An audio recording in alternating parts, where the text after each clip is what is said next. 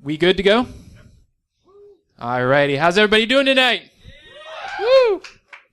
Thanks for coming out. Some people said they're just doing okay, but that's okay. I'm going anyways. So this talk is called Hacking in High School, talking about inspiring the next generation of security professionals. So every good talk starts with an introduction. Who am I? My accomplishments, all the stuff that I've done so far, why I'm legit, and you should listen to me and pay attention. Well, I'm actually not going to start with that. I'm sorry. I'm just going to talk about, this is a talk that I'm going to talk about a little bit about my background, who I am, what I've done, and how I'm going to get to the next step, and my experiences dealing with information security, developing an information security program primarily for high schools. So before I introduce myself with all that stuff, let me do a flashback. So pretend the year is not 2017, the year is now 2007, okay? So 2007, think back to where you were, close your eyes for a second. Back. All right, we're back in 2007. So here's me in 2007. I'm still in high school, and I'm trying to figure out what the heck I'm going to do with my life, right? You have to do this from your career counselor in high school. You have teachers. They say, all right, you're in high school now. You've got to figure out what you're doing with your life. Well, I say, okay, I'll do that. I like computers. Okay, cool. Me too. Right on. Okay, so the teacher says, well, I don't know what a computer is, so you're going to have to do some research to figure out what you're going to do with this thing that they call a computer. So I was like, okay, I like problem solving. Well, so that's cool. I understand that. You do math, you do science, you do physics, all kinds of stuff like that. Okay. Well, that's all right. But I like building and breaking stuff too. I don't just want to like write stuff on paper and read books and do research and sit in a lab at midnight when no one's around and wondering what I'm doing. I want to like make something, right? I want to build it. I want to break it. I want to figure out how it works so I can talk to other people who actually care about it. So what are some careers for me? What options do I have, me as a high school student who likes those sort of things? Well, most teachers told me I should be a developer, I should be maybe a sysadmin, I should go into sales but have like some technical knowledge behind it so I can be really good at technical sales. And to be honest, none of those really appealed to me. So what we had to do as part of this project is I had to interview someone who is in the industry I wanted to be and ask him or her, how did you get there? What did you do to get there? What are some things that you could recommend to me looking to get into that field? So I was really excited, right? I was like, this is going to be cool. I like breaking things, hacking things, downloading cheats from my favorite games, Counter-Strike, stuff like that.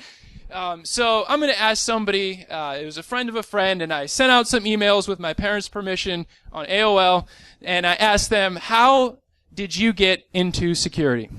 And so I'm not saying that these answers were for everyone in 2007, but these are the general themes that me as a high schooler, that's what I heard from people in the industry. So I'm going to preface this with a disclaimer. May not be accurate. I know some people might say that, oh, I don't think like that. Well, this is the answers that I got. So, first of all, they said, you're definitely going to need a technical degree, right? Don't even think about getting in security unless you have at least a 4-year degree. You need that bachelor's degree.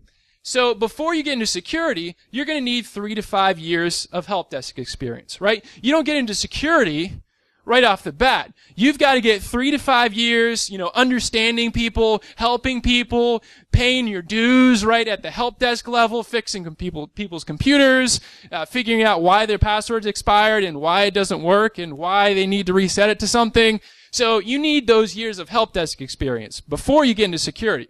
So after you do that, well, maybe then you can be a sysadmin. So between 3 to 5 years again as a sysadmin. So now you're at the level, so you're organizing the help desk and you're helping people fix maybe bigger problems, right? You have an understanding of network fundamentals and patching and all those good stuff that go into it. So you can't just jump in because that would be silly, right? You need that experience. I mean, we're talking, 6 to 10 years before you actually get some experience enough to do security. So Well, before you get into a security role, then you need to have some experience actually managing people. So the managerial experience. So in my head, I'm kind of thinking and I'm adding up these numbers, and they're not really complicated numbers to add up, right? 3 plus 3 plus 3 plus 3. Oh man. Oh geez. I'm going to be like 40 before I start doing this security stuff. Now, sorry for those of you who are 40 and above, but to me as a high schooler at 16 and 17, right, that just felt like forever. And I was like, I can't do that. So the other thing that these people told me, they said that certifications, guaranteed ticket. Once you get these certifications, like for instance the MCSE, if you guys remember what that was like, the kind of bubble of the MCSE, they said that's your golden ticket. If you can get that, you'll be set, and you'll definitely be able to guaranteed to get a job making over $100,000 a year. Congratulations! Now you're qualified to be in information security. So some of those trends, depending on the organization, sometimes you see some of those still, but largely we have a lot of differences now in 2017. The industry has really kind of evolved and adapted, and so some of those practices are still there, but they're not there 100%. So here's some of the changes that I've seen getting into the industry in 2017. So a degree really helps, right? A degree helps you get your foot in the door. It helps you bypass that HR filter. It helps you have some legitimacy in your accomplishments. It shows that you can write and read and think critically. And I'm not knocking degrees at all by any means. I do have a degree. But in what we call this talent shortage that people are talking about, I've seen companies more willing to take someone who has talent and train them up. I just got done talking with somebody who is the lead security engineer for a large company, and he doesn't even have a bachelor's degree. But he knows his stuff, and he's able to provide value to that company in ways that maybe the board hasn't really thought about before. And I think that's pretty cool in terms of the security industry. So experience is good, right? It's good to have that experience, that sysadmin, that help desk, understanding those network fundamentals. Those are huge in your job as security. However, that experience formally defined in your job role is really good to have, but it's possible that you have people coming to security from unrelated fields. In fact, I'm actually one of those people, and I'm going to get to that in just a second, but it's possible for people like me to get into security without maybe having 10 to 15 years of IT experience. So certifications, before I kind of heard this trend that certifications were like the gold standard, right? Certifications are the end-all be-all. You have a cert, you're it. It's golden. And so now we hear a lot more debate as to the value of certifications. And I'm not going to open up that can of worms in particular, but there's a lot of talk in the InfoSec community about certifications and whether or not they're actually helpful. Does it actually encourage the hacker mindset and understanding, or is it just memorizing vocabulary? How valuable actually are these certifications? So there's a lot more debate as to the validity of those. And I think the job titles have kind of changed. We have a lot more specialties. Having SOC analysts, incident response people, penetration testers, reverse engineers, those are all becoming a lot more common, whereas you might have only seen those in really niche markets before. The specialties, the defense contractors and things like that, pretty much having to guarantee that you live or work in the Richmond, Virginia, Washington, D.C. area. But that's really not that true anymore. So just kind of a brief little table here comparing and contrasting. Again, this is general trends, and this is my subjective experience. So take it for what you will. But the old school way of thinking is that you have to pay your dues with that years of experience. But in the new school, because we have this gap of talent that we're trying to fill these jobs, you're able to jump in if you can show that you are able to do those things that the job requires. And before, we always thought that, we always have done these things this way. This is the process that we always follow, so we have to follow this. Well, now we kind of do things different and strange and think outside the box, and that's becoming more and more okay. Before, you had a few dedicated sectors that are doing it, the defense contractors, the big players in the industry, and now you have these small organizations, these boutique firms popping up. You see retail and energy. They're starting to get red teams and things that you might not have seen in 2007. And lastly, the certifications. Everyone was generally of the agreement that if you have a certification, you have the expertise. And now it's maybe up for debate as to whether or not these certifications actually capture the mindset of what's required to succeed in an information security role. Okay? So let me talk about my journey in particular. And I alluded to that just to kind of give you some background. I am a non-traditional person coming into security. So a little bit about my journey. I did end up going to college. I decided to go to college. I went to college in Grove City. That's in Pennsylvania, about an hour and a half from here. I studied physics and computer science. And so I graduated in 2012. And I was thinking about what I wanted to do, and I really wasn't sure. I didn't want to go to grad school, and I didn't want to do research. And I didn't really want to be a developer, and I wasn't sure that I had enough patience to deal with people in the help desk. So I decided that I was going to go into teaching. And I know that sounds ironic because I just said I didn't have the patience to deal with people in the help desk. But I decided to go into teaching through a program called the Woodrow Wilson Fellowship Program. And so what it does, it tries to get people who have technical knowledge in the sciences and math and things like that and get them into the classroom. It's a really great program, and I'm happy to be a part of it. But it allowed me through the University of Akron to earn my master's degree in education. So I was able to, through that program, actually get involved in the classroom. So now you take a person who has the kind of technical skills that I earned in my undergraduate degree and then try and apply those in a high school. And so that's where this talk is kind of going to start. What does it look like for someone who knows technical things to show up and then see how things are done in a 712 Ohio high school? So once I graduated from that program, I did a year of student teaching in Canton, and I actually taught at Brecksville Broadview Heights High School. Anybody know where that is? It's about, there. Are you an alum? Look at that. We got some alum in the audience. Okay. So it's about maybe 15, 20 minutes south of downtown Cleveland.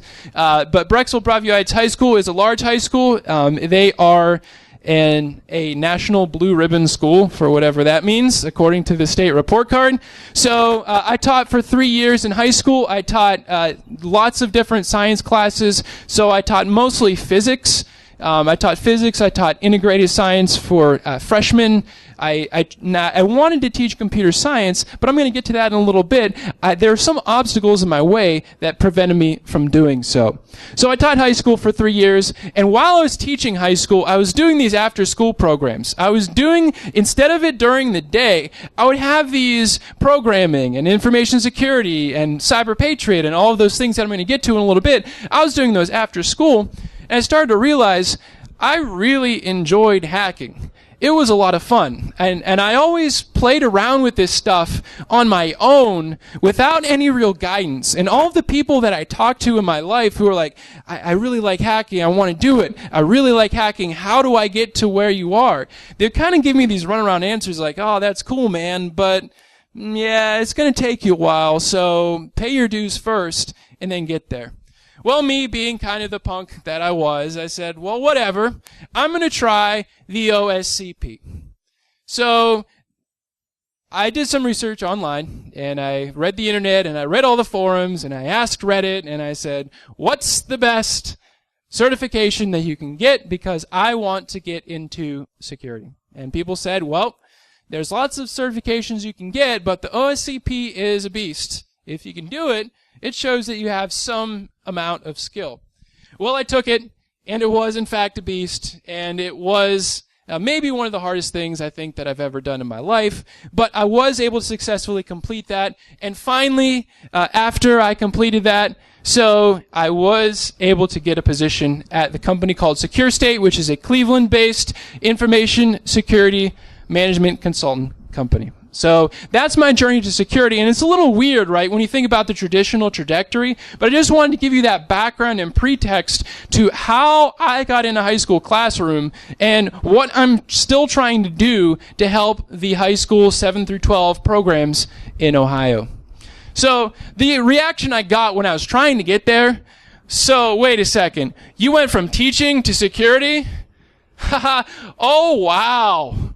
Or, as they say, LOL, which means laugh out loud. That's the experience that I imagined that people got when I submitted my resume. My resume has 3 years of teaching, a bachelor's degree, the OSCP. He's a teacher. He's too hard to teach. So that's the reaction that I got a lot. And that's kind of interesting, right? But it was really hard for me to sell myself, figuratively, to security companies, showing that I know something about security when I had the background that I did. So there are 2 main things that I learned in my job search trying to get from education into security. The 2 main things that I learned, if you take anything away from this talk, 2 adjectives: persistence and creativity. I had to use persistence and creativity for everything that I did in my job search, as part of the OSCP lab, as part of everything else that I did. So what do I mean by persistence? So persistence. Well, just like you have to try on the OSCP exam, they say you have to try harder. Those of you who haven't done it, you ask for help and they say, try harder. Oh, well, that's frustrating, right? That's annoying. It's frustrating. You don't understand what it means, but they're trying to develop that persistence and that hacker mindset.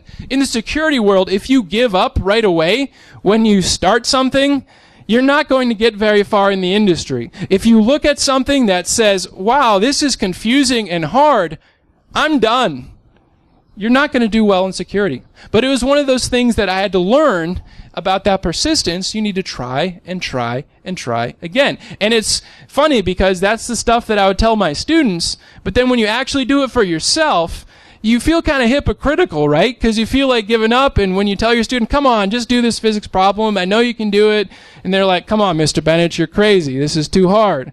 And then I go home to the OSCP lab and I say, wow, this is too hard, I feel like giving up. Well, it kind of gave me a little bit of motivation, so I wasn't as hypocritical as I was hoping to be.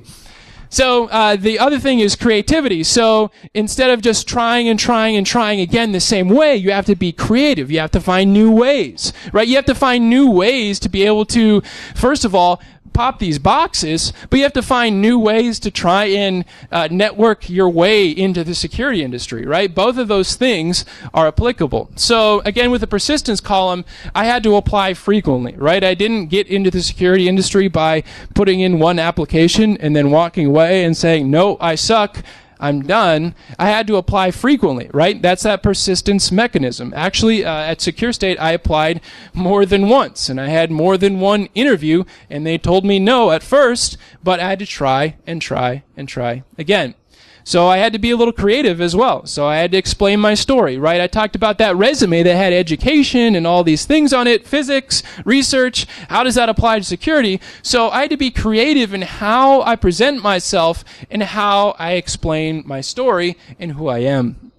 Again, persistence, I had to show that I was able to self-study, right? If you're going to succeed in the security industry, you've got to be able to study on your own. You have to be able to do that type of activity in order to develop that kind of intellectual maturity that's required to keep up with this fast-changing, fast-paced industry.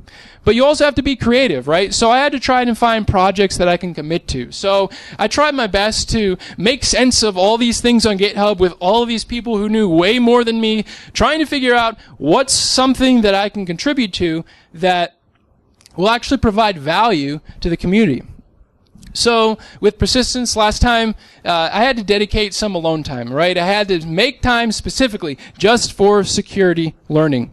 But I also had to be creative about it. I couldn't just sit in my hole, in my war room, just by myself. I had to be creative and be intentional about networking. I couldn't sit, just alone and talk on IRC with people. I had to actually go out and meet people. And so I went to different meetup groups. I went to NeoISF and GiveSec and things like that. And it was kind of uncomfortable for me because it's weird because everybody else is in their company silos and, this company's here and this company's there. And then I sit at the table and it's like, oh, you're at the wrong table. But I actually didn't feel like that in the course of doing it. So it was a good exercise for me to get creative and get outside the box with that. So I had to be intentional about my networking. So I actually did end up passing my OSCP. It was definitely a difficult challenge, but as part of the offensive security blog, as soon as I was done with it, they had a contest to write and talk about your experience. So I did send in a blog, and I don't mean for this to be humble braggy, but I want to point out something that I did say. I did win the contest, and they sent me a Net Hunter phone, and it was super cool and everything like that. But one of the things that they liked, apparently, in the blog that I want to point out is, which is kind of driving where I'm going next. I said that the OSCP totally changed my perspective on learning. I said that I have personally experienced the simple truth that learning is directly correlated with effort. And I think that's a good takeaway. If you're a high school student or a college student right now, the amount of learning you get out of something is equal to or greater than the amount that you put into something. You can't expect to get knowledge and security wizardry out of something by not trying, right? It takes that persistence, it takes that creativity, it takes putting effort into it in order to get something out of it. So let me talk and switch gears a little bit about right now. So now that you kind of understand where I'm coming from, let's talk about the state of hacking in high school. So I went to a conference, and the founder from code.org, how many of you guys are familiar with the National Day of Code? Anyone familiar? Okay. So what that is, it's an initiative that they're trying to get every high school to spend 1 hour per year as like a national hour of code. And so that could be any form. It could be Python, it could be C++, it could be Java, it could be, web programming. They're just trying to get that introduced into high school to try and change the culture from within. So here's an interesting statistic the founder of code.org provided. So all these statistics are his statistics.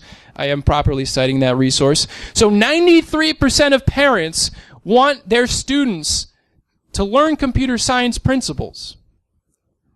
But only 40% of schools in Ohio currently teach it. And that's a huge gap, right? 93% of parents, right? Almost 9 out of 10, 9.5 out of 10 parents that you ask, do you want your student to learn how to program, how to learn networking fundamentals, how to hack? They say yes, but we don't have the infrastructure in place in our high schools to do it. So in my experience, I was certified to teach physics and math. Anything from grade 7 to 12, I still currently have an active teaching credential. I wanted to be able to teach computer science, the AP computer science, and lead them towards that path of, discovering how much fun it is to hack legally, right? To break stuff, understand how it works, and do fun stuff with that. I want them to see that passion that I had for the computer science and transfer it over to them. Well, unfortunately, teaching computer science in high school, at least in the state of Ohio right now, is extremely complicated. Now, I had a technical bachelor's degree, a master's degree in education, and I was licensed to teach math and physics for grades 7 through 12, and there was not a clear path for someone like me to pick up the certification for computer science. And I just want to draw attention to that fact. If you know people in the Department of Education or in the industry, that needs to change. There needs to be a clear path to get people who have the skills that are needed to teach this in high school and get them actually in the high school. As it turns out in the state of Ohio, if you have a math or business apps degree that was before a certain year, they would actually grandfather you in to be able to teach in computer science. And that's not a knock on those teachers, but a lot has changed in computer science principles. Well, maybe not the principles, but a lot has changed in computer science, and especially information security, since that time. So what happens now in that 40% of high schools, you have a lot of teachers who maybe aren't familiar with the current trends in security and current trends in development frameworks and current trends really even in languages, but they're grandfathered into it through this process. So some of the challenges that I've faced with that, parents, teachers, IT staff, you name it, anyone in a high school, the majority of people are kind of uncomfortable with the H word. And I'm not talking about the one that ends in hockey sticks. I'm talking about the one that ends in hacking, right? If you say hacking, and I go to the parents and I say, we're going to teach you how to hack. Whoa! hold on, I don't want my student doing that. What is this hacking thing you speak of, right? So I had to make everyone sign a waiver in my clubs.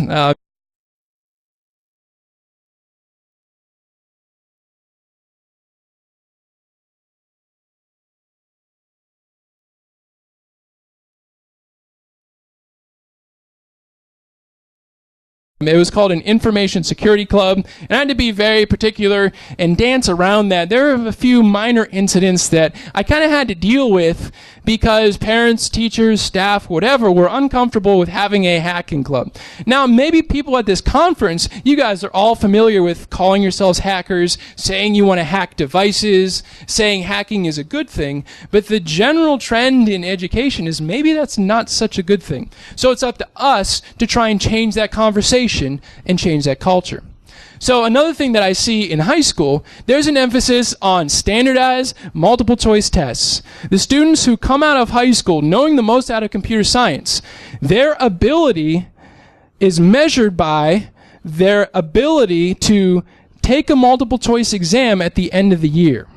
Right? Now, those of you who are programmers, developers, InfoSec professionals, when's the last time you really had to submit a multiple choice assessment for a client, for your boss, something like that? It just doesn't happen, right? There's lots of focus on that because it's easy to standardize things, but there's not a lot of emphasis on critical thinking. Now, some teachers do that well, but the end result and end product of these programs is just the ability to take a multiple choice test. Now, I'm going to leave that in parentheses to sound familiar. You can draw your own conclusions from that. I am not saying anything either way about any certification, but that's a common thing that we see in high school, and it sort of bleeds into the industry, right? We see some multiple choice tests that maybe measure your base understanding, but doesn't go deep as you need it to. So I'll leave that there for you to ponder on your own.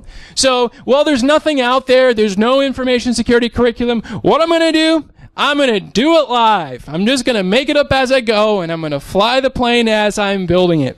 So here's a little bit about my story as I was trying to build this program, basically from scratch. So I had to get back and drill down to the basics. So what did I like about InfoSec? Okay, so I figured if I can make a program that I liked, that other students would like it too. I always liked InfoSec. I always had fun doing Wi-Fi stuff, and like I said, the cheat codes and stuff like that online, and Counter-Strike, and all those goofy little things I probably shouldn't have been doing, but it really taught me a lot about how I learn. So here's some things that I liked about InfoSec that really attracted me to it that I tried to emulate in my classroom. I liked tinkering. I liked seeing new things, seeing new tools that come out, seeing how they work, and seeing what I can do to make them do stuff that's not intended to do. I also like open-ended learning. I hated the fact that in my high school that I had to follow the curriculum, and maybe someday I can talk about the fun stuff for 1 week at the end of a chapter, right? Hopefully you guys can relate to that, but I wanted to keep things open-ended. Instead of saying this is the defined way to do things, I'm just going to do it and keep it open-ended. I also like the stunt hacking. I will admit, I liked all of the stunt hacking. I know a lot of people have mixed feelings about the stunt hacking stuff. What I mean by stunt hacking is like, someone's like, oh, I took control of a Jeep and I made it drive off a cliff. Well, it turns out they connected and associated to the wireless access point or something. I like that kind of stuff, and I thought it was interesting, and it really grabbed people's attention. And so for better or for worse, I thought stunt hacking was fun and a really good opportunity to get people interested in security, because that's part of how I got interested. So I wanted to make people get interested in that way too. And of course, the underground cool factor. Hacking just kind of has this punk connotation to it a little bit still, right? You think of the hackers and you think of the movies and media, and the depiction of hackers is these people who kind of do what they want whenever they want, and that to me appealed to me. So how do I take these things and bring them into a high school classroom legally? Well, here's what I did. So I took what I like and I tried to model it. So I like the tinkering with gadget stuff, so what I did is I bought all kinds of stuff. And thankfully for the state of Ohio's, teaching tax credit, I was able to purchase things like Arduinos and Teensy devices and Wi-Fi pineapples. And I kind of did that on my own. And it was a lot of fun because they got to figure out how they worked, some of the things that they can do, and we got to make labs out of it that really I didn't have a curriculum for, but I did them anyways. So keeping things open-ended on that same note, I didn't have a plan necessarily in that there are specific learning targets for each activity. I just wanted to see how far we can go if I can get kids excited and make something cool, right? So the plans changed basically on what they felt like. When we felt like we've exhausted all of the Arduino stuff or Raspberry Pi stuff, we moved on to something different. And that's okay, right? As a teacher, I had to get away from, this is my lesson plan, this is the curriculum, these are the standards I have to hit, versus actually letting kids learn the way that your brains are designed to learn. Crap. So, anyways, we pretty much had to rely on word of mouth to get that out there. So some of the roadblocks that I had to find time to do it, and I had to work within the confines of a lockdown school environment, right? I was like, am I the only one that's doing this? And is it the right thing to do to have high schoolers learn how to do this? So if you do this in a high school, I recommend that you actually interact with your IT team before you do it. So some of the things that we did, and this is where I'm going to wrap up, we did the NYU's CSAW Forensics Challenge, which is awesome. We did the Cyber Patriot, which is sponsored by the Air Force Association, and we actually did our own CTF competition. So for the Forensics Challenge, basically what you did is you recovered an image of an SD card, and you had to find information about a killer and how he did that. Well, that's a little morbid for high schoolers, but it was awesome, and it was a lot of fun. Cyber Patriot, that's kind of like when you're the first day on an IT job. The room's on fire, and you have to set your computer up in the best possible way so it's secure. Terrible name, by the way, Cyber Patriot, just for the record. So this is a picture of my students. They say that smell and scent are the highest memory indicators for you. So there's pictures of anonymously named chips and drinks for you there. But these are my students working on the Cyber Patriot program. It was a huge mess. It was not something that you would typically see in a classroom, but it was awesome for their learning because they learned how to do stuff the hard way, by themselves, on their own, putting in that effort. So this is a map of all the teams that do the Cyber Patriot, and ours, you can see Brexville, Broadview Heights, we're right up there. So there's 6 teams in Ohio in the actual public high schools that do it, and the rest are part of ROTC or JROTC. So some lessons that we learned that Linux was difficult, but we actually did end up going to the state competition.